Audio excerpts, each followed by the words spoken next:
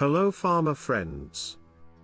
Today we'll learn why and how to spray potassium humate on your soil after summer ploughing, and before sowing soybean during the rainy season. What is potassium humate? Potassium humate is a natural organic soil conditioner that improves soil structure, water retention, and nutrient availability.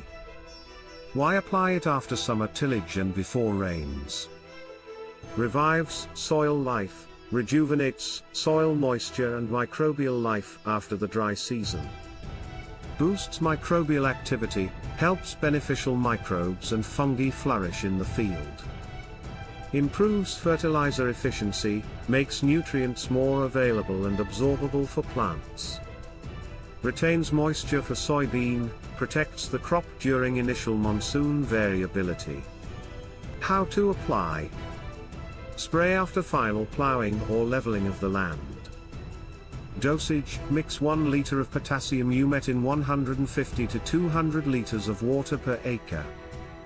Important: ensure the soil has slight moisture for better absorption. Benefits: you'll see later stronger root system in soybean. Better seed germination.